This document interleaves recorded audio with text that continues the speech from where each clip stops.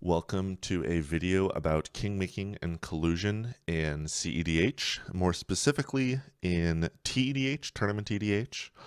This is my first video that I am making as a member of the Competitive Commander Collective. There was some discussion within the CCC members about Kingmaking and Collusion, and as somebody who has written somewhat extensively about Kingmaking and Collusion in the past and has been involved in a variety of different possible solutions for it, I thought I would take some time to sit down and talk about Kingmaking and Collusion in cEDH. So to kick us off, there's sort of a bit of a roadmap here. I'm going to go over to start the story time. It's going to be story time. I'm going to walk you guys through sort of my history with this stuff, where some of my opinions come from, some of the stuff that I have written in previous resources in the past.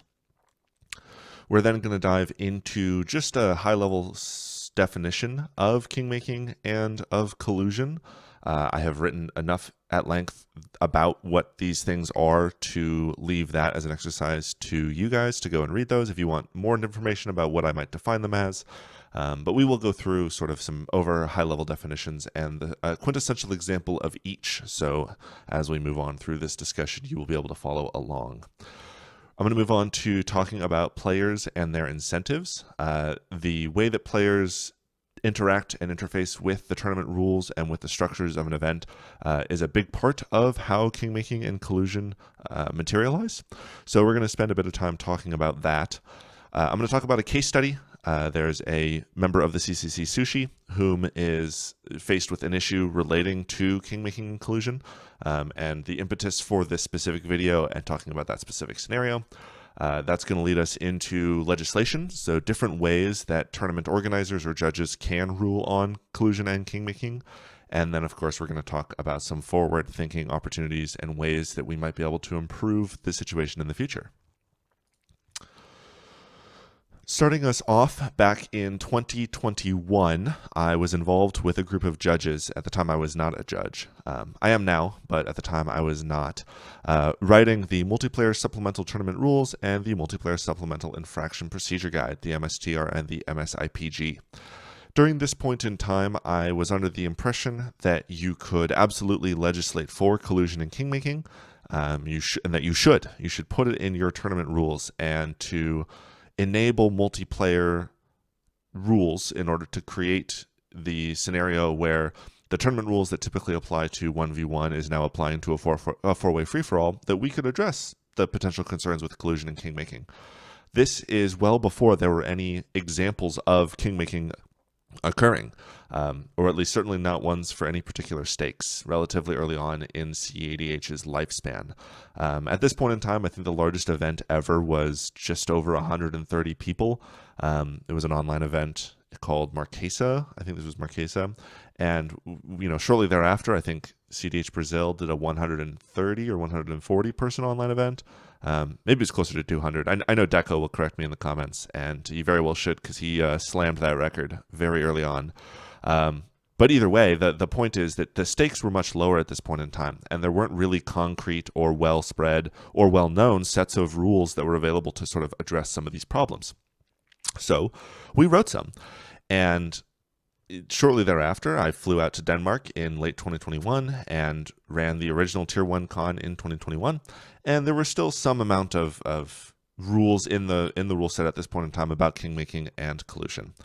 Going on forward into 2022, in-person Marquesa, and then flying out to in-person Tier 1 con with Libby, we had lots of time to kill on the plane and walking around Denmark, and a lot of those conversations educated my current opinions about kingmaking and collusion. We really broke down sort of all the way to the bare bones, what causes collusion, what causes kingmaking, why do players do it, why might players do it, and what are all of the possible things that we could do to address it. And there's a lot of cool conclusions that we had from that conversation, and I captured many of them in the Tier 1 Con TO report. The Tier 1 Con TO report also included an excerpt about the very first example that I had ever seen of players using the intentional draw as a means to address kingmaking. And that was kind of a light bulb moment for me. And for people who aren't aware now, it's relatively common practice that when you have to choose between one of two players to win, you can just draw the game instead. right? There are no, if you don't, instead of having to king make someone, you can just draw the game, everybody gets a point, and life moves on. But at this Tier 1 con in 2022, that was the first time that at least that I know of, that had ever happened. And it sparked a lot of controversy in the community. And unfortunately, that report has been lost to time. The Google account that it was located on was my Monarch email address, which fell into disrepair and eventual deletion after I sold the company. So I don't have a copy of the TO report. If anyone does, I would love to receive it and store it in my Google Drive, but unfortunately it was not one of the things that made its way over to my personal Google Drive before the loss of that email. In 2023, I wrote an article called The Kingmaking Nuance. It's up on Commander's Herald. I will link it in the description. If you want a more concrete dive into kingmaking, spite plays, collusion, and mana bullying, that is what that article is about.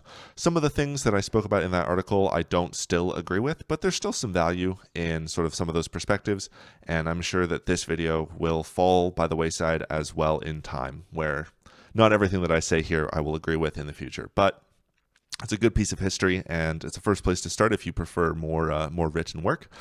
And of course, here at the very, very tail end of 2024, we have this video, which was prompted by the need, I think, for the CCC to have some resources about kingmaking, or to at least provide the people at the CCC more information on kingmaking, rather than me just linking this old article that I wrote, a year and a half ago. So I thought I would sit down and make this video.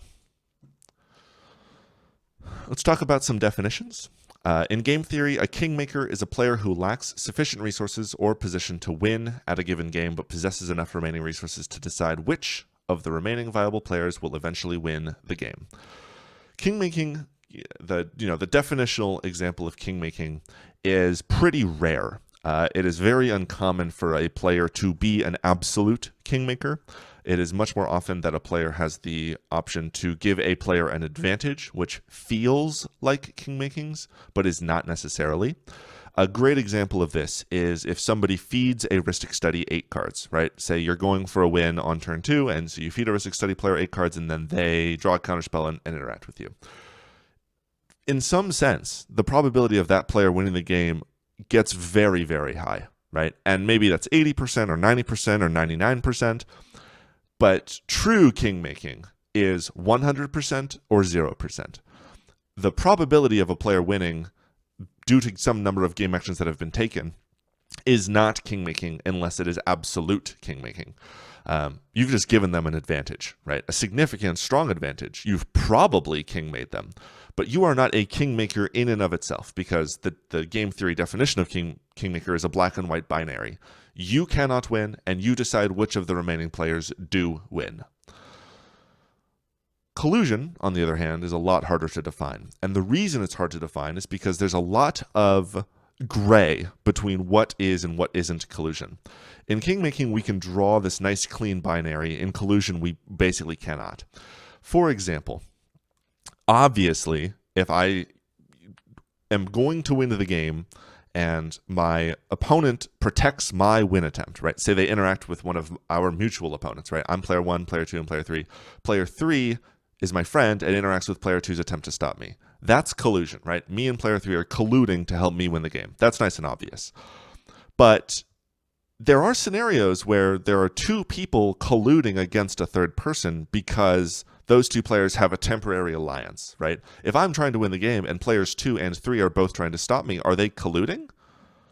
Well, definitionally they are, right? They're colluding with each other to prevent a third player from winning the game, but it's still to both of their own self-interest. So maybe you want to draw the line where if you are taking a game action that is to your own detriment in favor of someone else winning the game, that's collusion. But there's still problems with that definition as well. What if I am able to make it so that another player's win gives me better tie breaks and allows me to make the finals, because the third player will be knocked out of the tournament if they don't win, but we can give the win to somebody else who's further down. Like, there's an example where there is collusion because of the tournament structure, where it is still to your best interest to make somebody else win. There are also concepts like collective bargaining, where we all agree, three of the players at the table agreed not to feed the fourth player's Rhystic Study. it's called collective bargaining. We've all agreed to do something. We're colluding to prevent that player from gaining an advantage in the game. Is that a problematic amount of collusion? Forced draws are the type of scenario that I talked about before with Kingmaking, where you have a player who gets to decide which of the remaining players are viable, so they're able to force a draw. So you collude with another player who has the ability to win in order to force the third player into drawing the game. Is that collusion? Do we want to draw a distinction between public and private collusion? If I say to a player in the game, I want to play for a draw, we should be on the same team and work towards a draw together, is that a problem versus if I pull that player off to the side before the game begins and say the exact same thing? If you are agreeing to a prize split, you're colluding together to achieve an outcome that you all have together. This is sort of a weak example, I'll admit, but like, is that collusion where you and three other players, or you and two other players want to draw and the last player doesn't, so you collude together to secure the draw? Obviously, throwing is probably collusion. That's, if you are throwing the game to another player intentionally, you're probably colluding with them. But what if you're just mad? What if you specifically don't want another player to play? And so you're not really colluding with the player you're helping make win, but trying to get back at another player that you're mad at for some reason. It looks like collusion, but it's not really collusion. It's shitty behavior, but it's still not collusion. And of course, bribery, like if you were blatantly cheating and you are bribing another player, clearly there's some amount of collusion there. But we do define bribery as being against the rules because it's a little bit easier to define. But the point here is that there's a number of different ways that you could draw the line, right? I'm sure everybody listening to this has a line somewhere that they draw, where they're like, okay, this is what I think is, and this is what I think isn't collusion. But the problem is that you have to define it. Like if you're going to write a rule or legislate on it, you have to define what collusion is. And that, as it turns out, is a tricky problem to solve. Come on. Show anyway. What are we... There we go. All right, we're going to do small screen until this works for us. So here's a quintessential example. It is currently player 3's turn. They have Thassa's Oracle and Demonic Consultation, and those cards are face up. We know that player 3 has made it public that they have this. Player 2 has nothing. Player 4 has an onboard Kiki-Jiki Felidar Guardian. Player 1 has a Path of Negation. There are no other relevant cards. There's nothing else that you can do. If player 3 does not win the game on this turn, player 4 will win, and there's nothing anybody can do about it. The only person who can stop player 3 from winning is player 1. So player 1 has the choice. Do I interact with player 3's win attempt and let player 4 win, or do I not interact with player 3's win attempt and let player 4 win? Or not interact with player 3's win attempt and let player 3 win.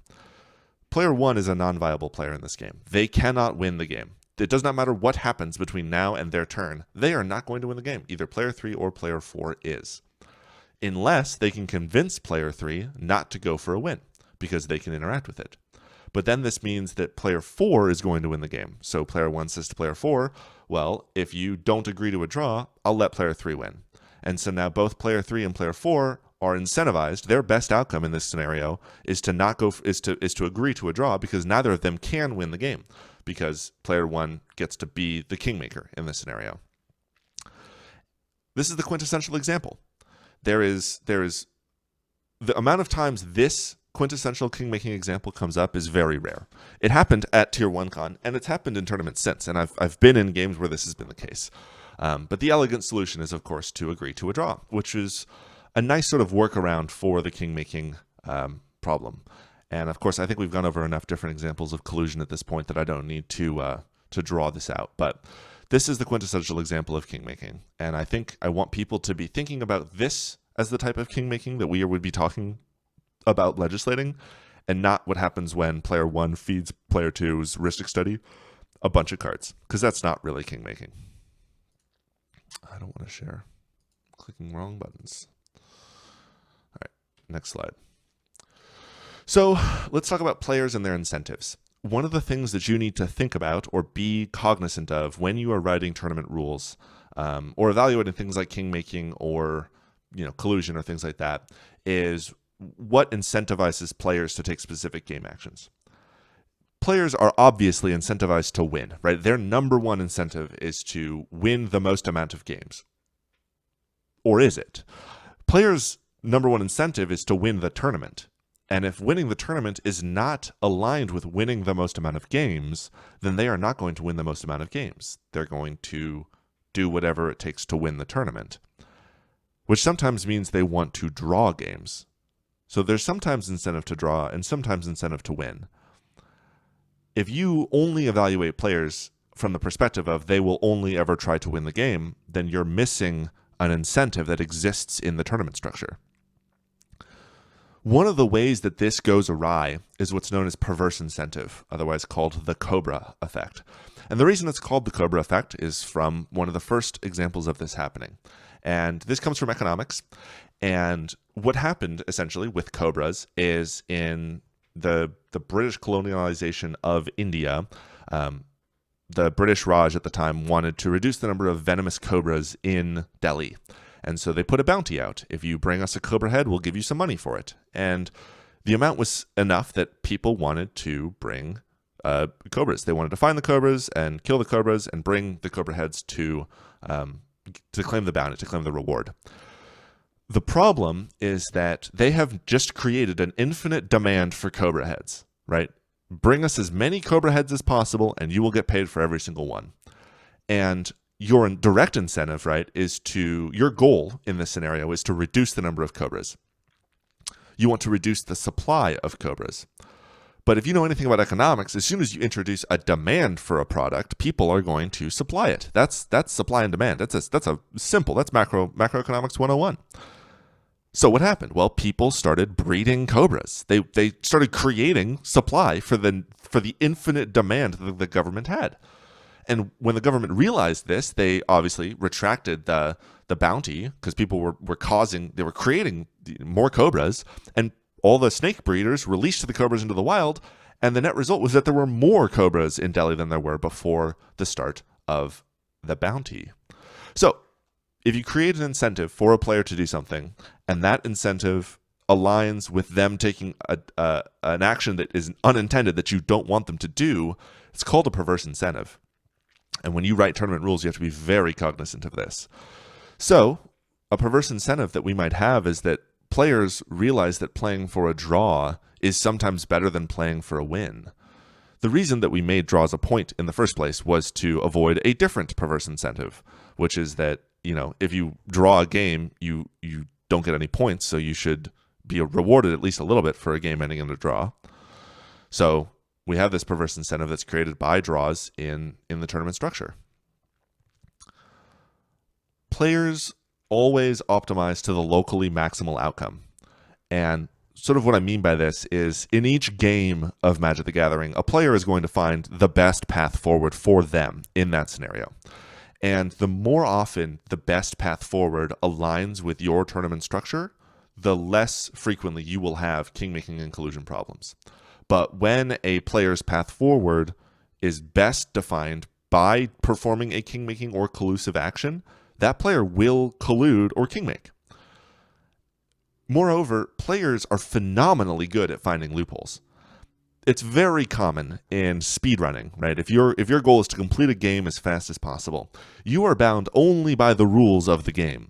And the moment you can break the rules of the game, you're going to achieve your goal way faster. You're gonna jump across, get out of bounds. You're gonna fundamentally destroy the game itself. Players will always find find the loophole. They'll find the optimal maximum, the locally optimal maximum outcome. They will push the boundaries of any rule that you put in place to the absolute limit. Because at the end of the day, players are smart. They're far smarter than you are, at least in terms of their own selfish behavior. The one main exception to this is when players have what I'm referring to as player ethics. Some players play not to the letter of the law, right? They play to what they believe is the spirit of the law. The law, of course, being the rules of the tournament. And a lot of players have incentive to obey the spirit of the rules because that's what makes them feel good. And I certainly consider myself one of these players. One of my personal ethics is that I don't lie. I will manipulate and persuade and confuse and conflate and do all sorts of things that are not technically lying. But when asked a direct question, I will answer the question directly and I will not lie. Typically I'll avoid answering the question if I don't want to, but I will never give an explicit or outright lie because that violates my personal ethics. There are other places you could draw that line. Some people think that lying is okay in some specific scenarios, or some people say, well, I'm not willing to lie, but and I'm not willing to manipulate, but I am willing to do X, Y, Z, or whatever it may be. So there's some, everybody draws a line somewhere. The biggest problem with individual player ethics, even if you yourself say, I would never collude or I would never kingmake, that kind of goes out the window when there's a prize pool attached. When the difference between you deciding, you say to yourself before your tournament, I would never kingmake someone, and then you get to the grand finals and you can kingmake your friend right now and you know that they'll split with you if you do, and the prize pool is $50,000. I mean, that's awfully tough. It's awfully tough for me to look at that scenario and go, well, that player is definitely going to stick to their ethics in this scenario. And we all like to think that we would, right? We all like to think that whatever our ethics, we all like to believe that we cannot be bought. However, I don't know how many of us have sat across the table from the option to win $50,000 and have gone, yeah, no, I'm definitely going to continue to do the ethical thing when a life-changing amount of money is on the table. I mean, maybe not life-changing for everyone, but certainly that would make a big difference in my life. I can buy a Black Lotus. Another interesting phenomenon that I found with regards to player ethics is that players will regularly violate their own ethics and then justify it to themselves in a way that they would never with someone else. If I might do something that if somebody else did would fall outside my boundary of what is and what isn't, a valid ethical decision. And if I do that, I'm certainly going to think to myself, well, yeah, but it's different for me. It's very common for people to enforce rules in their minds for other people that they violate for themselves, whether they're aware of it or not, and justify it due to cognitive dissonance, right? The idea being that if you hold conflicting beliefs about something, right, you believe one thing is okay and you believe a different thing is not okay, and you do that not okay thing, that's uncomfortable. You don't like sitting in this thing where you're just like, well, I violated my own ethics. So you justify it to yourself. It's very common. People do it all the time in politics and all sorts of other aspects of life. But in this context, it's hard for me to sit here and go, well, I wouldn't ever kingmake, but I also know that if I was sitting there across the table from my friend, I'm much more likely to help him win. I'm less likely to feed a heuristic study if it's a friend of mine. So I have to sit in that cognitive dissonance of being like, well, I think this is wrong, but also I would do it. And that uncomfortable truth is something that a lot of people don't necessarily take the time to process or sit on. And certainly not something that I've seen a lot of TOs and judges talk about when they're writing rules for Tournament Commander. The last bullet point here is just being a good person, in parentheses. People always want to be good people. Like, it's very rare somebody's like, oh, I actually want to be the devil, or I want to show up and be evil at this tournament. Everybody thinks that they're being a good person in the vast majority of the scenarios of the things that they choose to do. And there's some strength to that in that your players are trying to be good people, but also people are not very good at being good people because of the same, rules for thee, but not for me. I'm going to violate my own ethics because I can ignore it with cognitive dissonance. So there's some amount of that where it's like, yeah, everybody's trying to be good, but that doesn't always mean that everybody will be good. So let's talk about our case study. Sushi brought this to our attention. He's a member of the Competitive Commander Collective. There's a tournament organizer in Sushi's, I think, country that ran team events, basically. Let's say you're in an open pool of, say, 20 players, and there's 5 people on team 1, 5 people on team 2, 5 people on team 3. The details here aren't particularly important, but the idea being that you're working with other people in this team event. And so whoever wins the greatest number of pods, that team wins. And so you have this philosophy of the team where you are now not just playing free-for-all, but you're actually playing alongside or with someone else. And I don't know if this was like within one game, so you ended up with 2v2s or 2v1v1s, or if it was just teams are split among, one team member in each pod. But either way, the philosophy that was governing these people's decisions in the team events spilled over into events where people were playing as solo. And a player intentionally king-made one of their teammates from a team event in a solo event. And it wasn't just that they did it, they said as much. They said, I'm going to help you in the game because I've already secured my spot and I can help you secure yours, or something to that effect. Again, the details here are not as important as the sort of the case study. This is the issue. This is the exact scenario that we were talking about having as a problem. And Sushi asked, is there anything that we can do about this? Because I mentioned I want to help work on the rules that the competitive commander committee is going to disseminate or produce or work on so that we can all play, Commander the same way. And there's been lots of attempts over the years at writing a set of rules, and certainly one of my own is as far back. And Top Deck has a version that has a lot of great improvements over that. And either way, the question for me was like, well, I want to make sure that we have the greatest rules. And Sushi asked, is there anything that we can do about this? So let's talk about what we can do about it. From the perspective of a judge, we could write into the MTR or the IPG something about collusion and kingmaking. Like, you could do it. From the perspective of a judge, though, our goal is to be an impartial third party. If two players are in conflict with each other, our job is to come in as a judge and say, all right, what's going on, players? Chill out. It's all going to be all right. Here's how we solve this problem. And whenever possible, we are not the determining factor of the outcome of the game. Sometimes we have to make rules and we have to, have things occur within the game to solve a problem that the players created for themselves that does determine the outcome of the game. But we are not making that decision. We are simply following the rules of what we do to solve problems, which so happens to determine the outcome of the game, as opposed to saying, well, you're going to win now. When we are talking about which game actions are and are not legal, we do so with the Magic Tournament rules, with the MTR. That's the governing document that says you can do this, you can't do this. And I guess more that's the comprehensive rules. But the comprehensive rules and the Magic Tournament rules work together to sort of encompass the scope of the game actions that are legal. And when there is an illegal game action, when something is broken, right, a player draws too many cards or sees something that they're not supposed to, we fix those problems in the infraction procedure guide.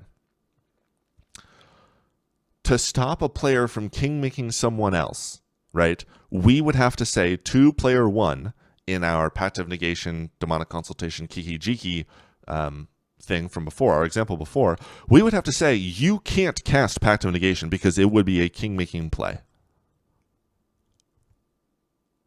That's not right.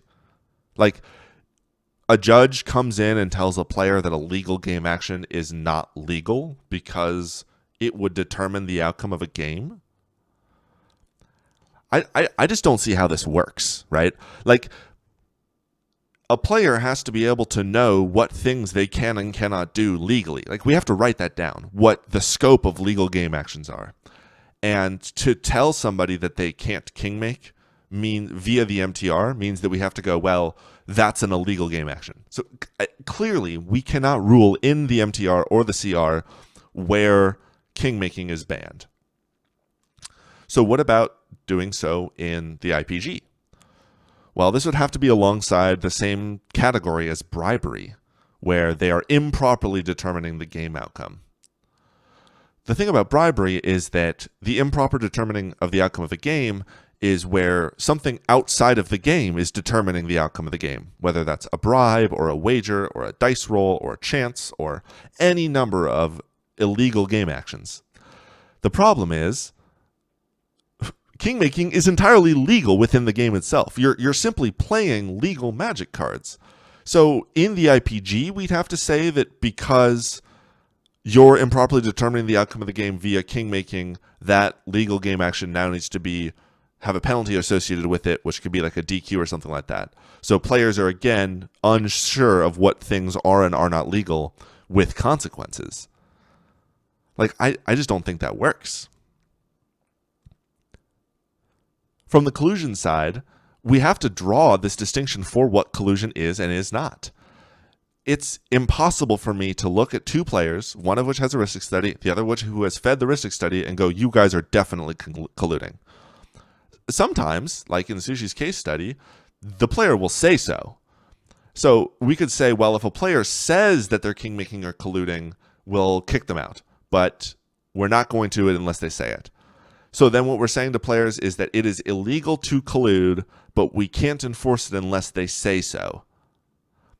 That doesn't seem right either, because what we're promising to players is this idea that we as judges are arbitrating collusion play. And if somebody says, oh, I want to feed you a few cards so that you can stop this other player, are they going to get judge called because they might be colluding? Well, probably not.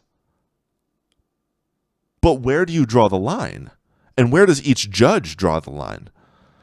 There's obviously nuance, right? When you are a judge and you are ruling on a decision, right? If you're a head judge and you're deciding whether or not you're going to back up, there's some nuance there. There's understanding the game and what the circumstances are and the situation, and you have to make a judgment call, especially when there's deviations, right? If you're a head judge and you're deviating from policy, there's a nuanced, intricate, complex reason from something that doesn't normally happen.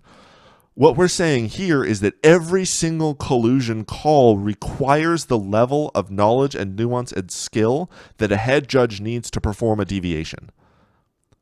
That's not a reasonable expectation. I'm confident. I'm almost certain there are judges on this earth who could do this consistently well. I don't think there are anywhere near enough of them to justify trying to put this in policy. Just because we can doesn't mean we should. I just don't think it's possible for judges to legislate on kingmaking or on collusion. I don't know where you would put it in the rules to make that make sense. So what if we did it from a tournament organizer perspective? Tournament organizers technically can do anything they want, right? You are not required to follow the rules of the MTR and the IPG. You don't have to follow any rules. And when I ran Tier 1 Con, this was the excuse that I gave to putting a kingmaking policy in my tournament rules. I said, great, judges are bound by a nice, clear code of conduct and honor. They're going to follow the rules the exact way that they're written. Great. All of those messy gray areas, I, as the tournament organizer, will go personally and deal with them. And I did. I don't think that's a good idea. The person that I was then that thought that was a good idea is not the person I am now. And I would never put that into a policy in the modern age. The first problem, the primary problems, is that you need extensive format knowledge, extensive player knowledge, and unbelievable communication skills to do that well. You need to be able to read through when people are manipulating the other players at the table for what happened to figure out whether or not it's kingmaking or collusion, right? Player 1 calls and says players 2 and 3 are colluding. You need to know exactly what was said, and if player 3 is very well spoken, they might come across as more persuasive. Maybe their claim is that they weren't colluding. Like, you have to really drill in and read through players potentially lying because their tournament career is at stake to figure out if a player was colluding or not. The ways that I wrote about it is that collusion is an antithesis to good sportsmanship. So rather than saying, don't collude with each other, I said, I want you to be sportsmen with each other. I want you to behave with integrity. And kingmaking is an antithesis to clean play.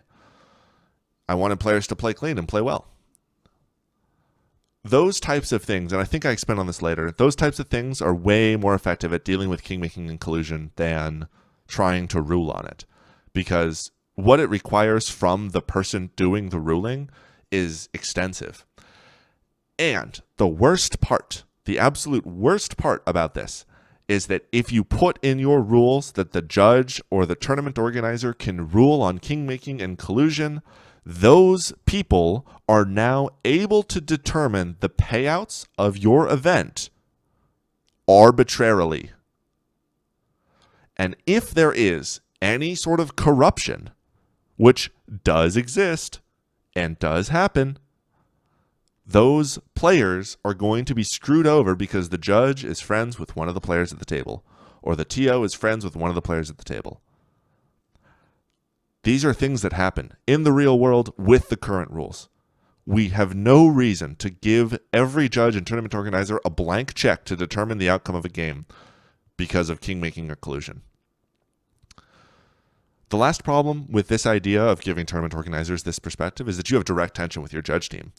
The whole point of the head judge is that their ruling is final, right? You escalate to a head judge, the head judge says, this is what happens, that's the end of the story. Tournament organizers are now saying, I'm going to be able to overrule you if I think there's kingmaking or collusion at play.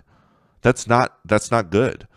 You are not the judge. You're the tournament organizer. Do your tournament organizer job. Let your judges do the judge job. So I just don't see how we can have any sort of policy being enforced by either a judge or a tournament organizer that's coherent, that makes sense.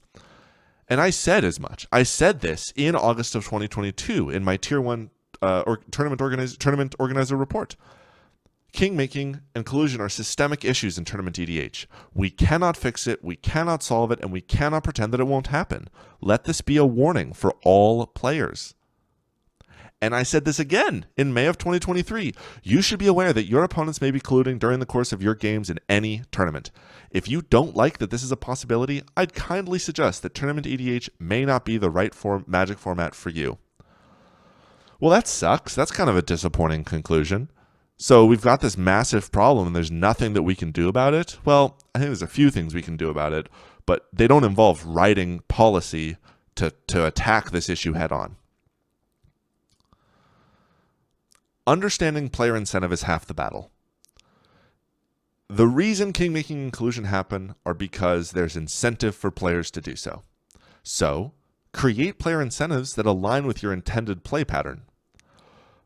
One of the things that I think Monarch did phenomenally well when I was in charge of it, so I guess that's me saying I did phenomenally well, but that's not my point. One of the things I think Monarch's events did well was we put emphasis on glory more than on the prize pool.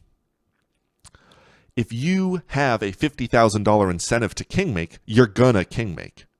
But if you have the glory of winning a tournament as your only incentive to kingmake, then winning via kingmaking doesn't feel as good. So if you create incentive for players that glory is what they're fighting for, that proving your mettle, doing it on your own, is the player outcome that you are trying for players to focus towards, that means you've aligned your player incentive with your tournament incentive. And at Oktoberfest of 2022, I think it was 2022, I remember Brian Koval got on stream and said, I don't even know what I've won. He flew to a tournament. I think maybe he drove because it was relatively close. Either way, he went to a tournament, got a hotel room, played Magic, 7 rounds, top 30. What did we do? Top 40 for that event? Top 16? We did something. He played a bunch of Magic really well, crazy long fought games, and got to the end and goes, I don't even know what I won. Because his player incentive to be there was the glory of winning a cEDH tournament, not the prize pool that came along with it. Create tournament rules that don't create perverse incentives. Obviously, if you are creating an incentive that aligns with what you want players to do, don't create an incentive that points them away from what you want them to do.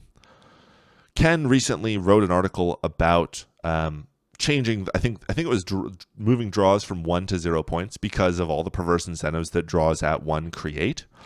And I think that's a really interesting question. The last bullet point here is be prepared to change the rules as needed to adjust the incentive structure. If draws at 1 point cause players to be incentivized towards tournament outcomes that we as tournament organizers and judges don't want, then we need to change the rules to make it align again. Draws being at 1 point cause a specific set of incentives. Draws being at 0 cause a different set of incentives.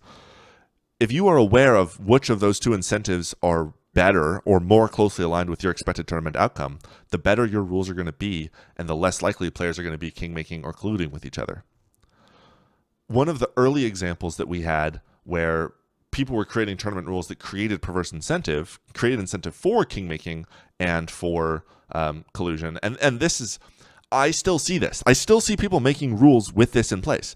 If you get 5 points for first, 3 for second, 2 for third, 1 for fourth, right? Basically, you get points in incremental order based on your placing. Well, if somebody wins with the Thassa's Oracle, everybody dies at the same time. So you get 2 each or whatever the average is.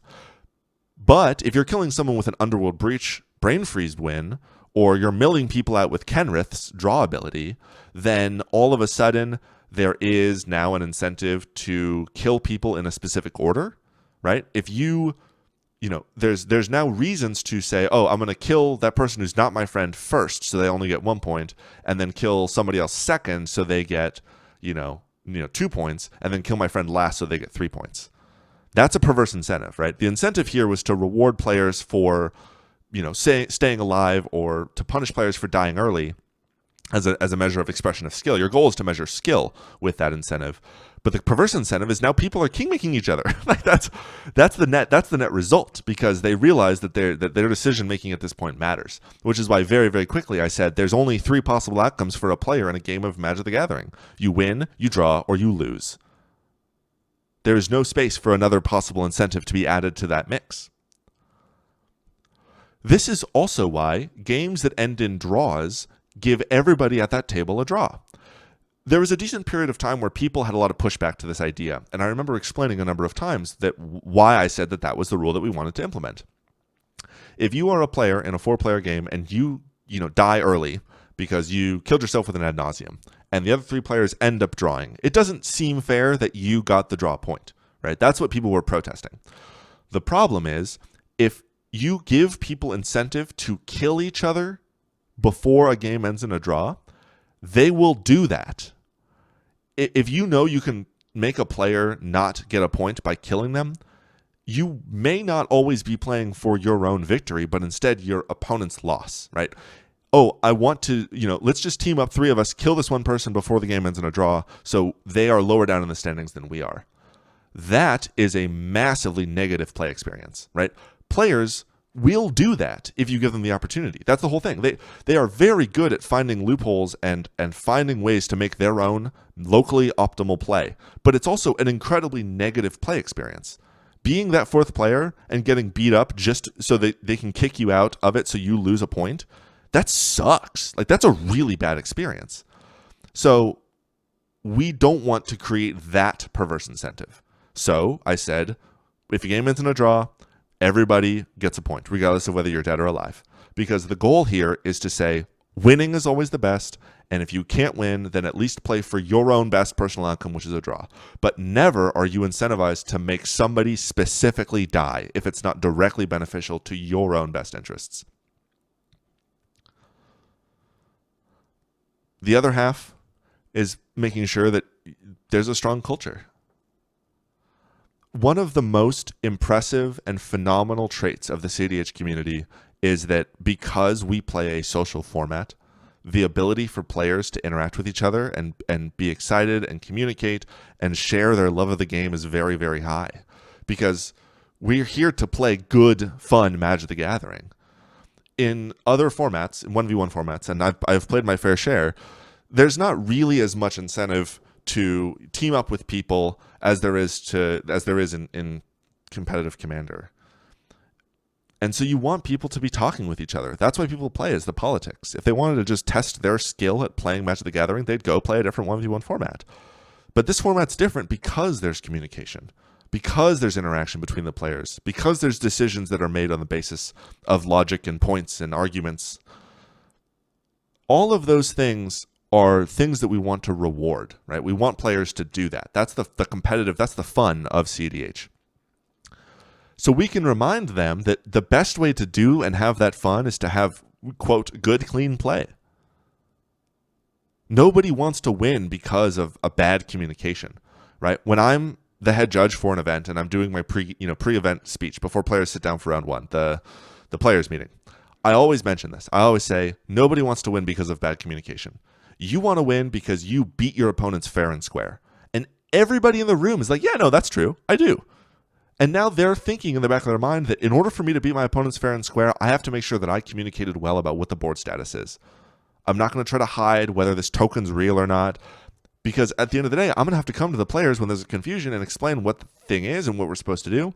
And almost always, the bad communication causes problems for everyone at the table. It's rarely to your best interest to create confusion. Certainly it does happen sometimes, but when you remind players during the tournament meeting, during the players meeting, that when you say this is how I want you to win, players, generally speaking, in their social format, take that to heart. They think about that. It resonates.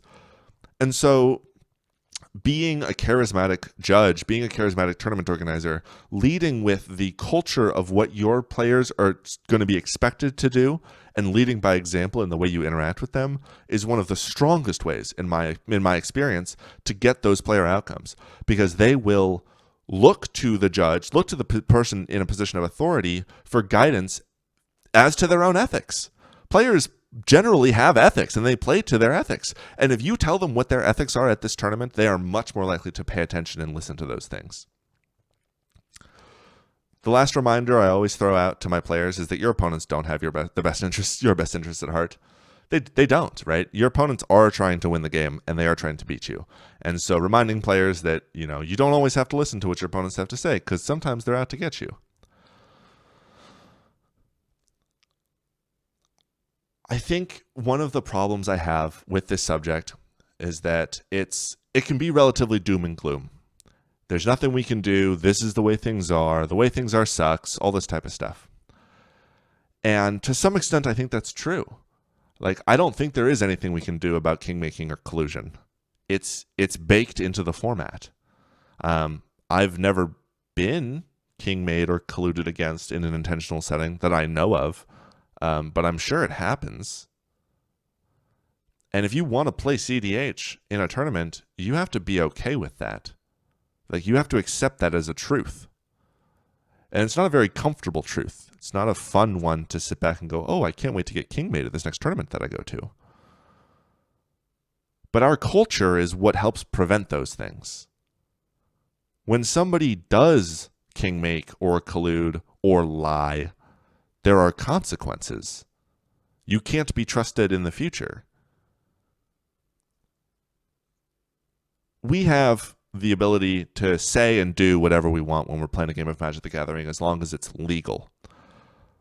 But when your opponents decide whether or not to trust you, well, if you kingmake or collude or lie on a regular basis, they're not going to. So the question is really if you want to play the long game or the short game. Is the present value of winning a tournament right now greater than the long run value of being able to be trusted in future tournaments going forward? I don't know. I guess we'll find out. But I hope that this video helps give you the perspective and the thoughts of why collusion isn't something that judges or tournament organizers really look at or work on. It's not something that we can fix. It's not something that we can go, oh, this will never happen, and we can promise you it will never happen. Because there's just no way to make a ruling on that. If you want to stop kingmaking and collusion from happening, talk to each other. Talk to the players. Give them valor and honorable glory to work towards instead of a prize structure. I mean, people will cheat for $5. Like, that's obvious. But when the prize is fame and reputation and glory, $5 doesn't seem that cool in comparison. Thanks for watching.